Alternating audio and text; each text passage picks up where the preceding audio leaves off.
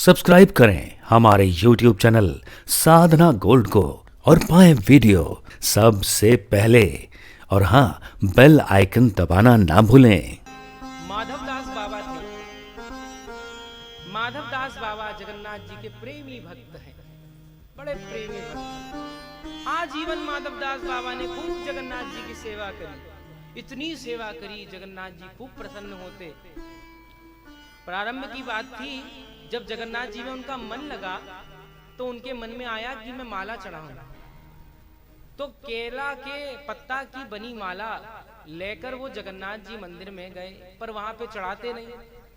तो जगन्नाथ जी के पुजारी जी ने मना कर दिया, माला स्वीकार ना करें। बाबा तो उदास, बाहर बैठे रोए, अरे जगन्नाथ जी हमारी माला नहीं स्वीकार करते हैं। और इधर जगन्नाथ जी का प्रेम देखो, एक सेठ आया हीरे की माला लेकर, जगन्नाथ जी को बार बार पुजारी जी पहनाए, पंडा जी पुरोहित जी पहनाए, परंतु जगन्नाथ जी बार बार वह छोड़ दे रहे। बार बार वो माला गिर जाए, बार बार गिर जाए। 100 बार पहनाई, परंतु 100 बार जगन्नाथ जी ने गिरा दी। अब तो पुरोहित को दिमाग खराब, भैया यजमान आयो है, माला धारण कर लो, नेकाद हमारी भी कछु है जाए दान दक्षिणा। रात में सोया, जगन्नाथ जी से प्रार्थना करी, प्रभु अब तुम देखो महाप्रभु। जगन्नाथ जी स्वप्न में आए, बोले जगन्नाथ मंदिर के बाहर मेरा भक्त बैठा है, उसकी वो माला लाकर मुझे पहना दो, फिर मैं तुम्हारी हर माला स्वीकार कर दूंगा। ये जगन्नाथ जी का प्रेम माधवदास बाबा के प्रति। अब उम्र हो चुकी है, जीवन भर जगन्नाथ की सेवा करी, उम्र हो गई, हिला डुला जाता नहीं, शरीर चलता नहीं है।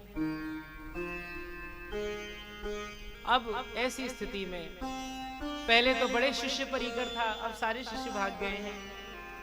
ऐसी स्थिति आ गई है कि चेतना भी नहीं है, बेहोश रहते हैं, बेसुध रहते हैं। कब मल मूत्र का त्याग हो जाए ये भी ना पता चले। सब घृणा की नजर से देखते हैं, कोई उनके पास ना आता। तब जगन्नाथ आते हैं, तब जगन्नाथ जी पधारते हैं और जगन्नाथ जी माधवदास बाबा की हर गंदी पूरी साफ करते हैं। धोती गंदी पड़ी तो उसको धोते हैं, माधवदास बाबा का ध्यान रखते हैं, जाकर पानी लाते हैं। अब कुछ समय हो गया, माधवदास बाबा ठीक है गए, तबीयत बढ़िया हो गई। तो एक दिन माधवदास बाबा के मन में आई कि अरे मैं जगन्नाथ जी से जब पूछूं तो कि ये जगन्नाथ जी, ये तो पूरे जगत के नाथ हैं, इनका तो नाम ही जगन्नाथ है। भैया मैं इतने कष्टन में था, चाहते तो सारे कष्ट मिटा देते, और आए भी मेरी सहायता के लिए, इतनी गंदगी साफ करी, एक बार में चाहते तो सब कुछ हटा देते, मुझे स्वस्थ कर देते। चले गए जगन्नाथ जी पे, पूछा। जगन्नाथ जी से बोले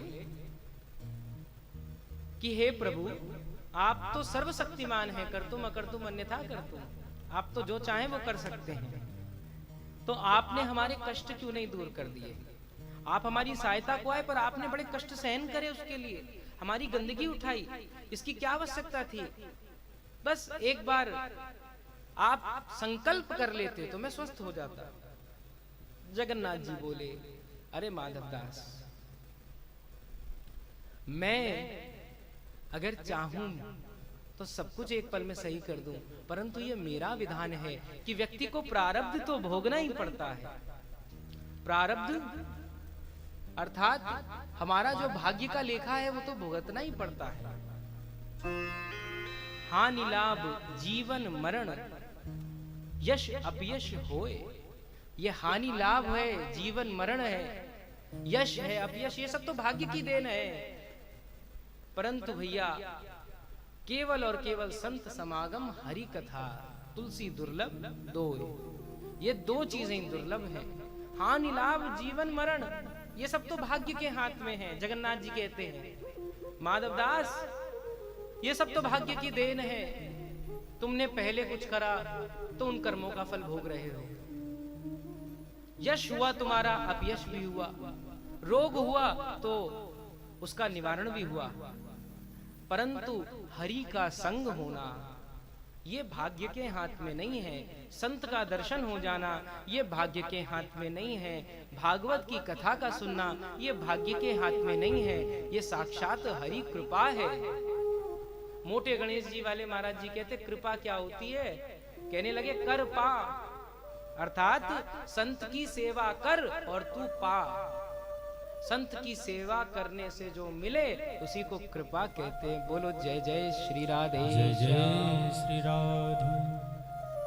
तो ऐसे माधवदास बाबा बोले कि मैं आपका भाग्य नहीं बदल सकता, परंतु मेरा भी ये वचन है कि अगर मेरे भक्त के संग कुछ अनुचित होता है तो मैं सदा उसके संग रहता हूं। मैं उस भाग्य को तो नहीं बदल सकता क्योंकि नियम भी मेरे बनाए हैं, परंतु आपके संग में रहूंगा, इस बात की पूरी गारंटी है।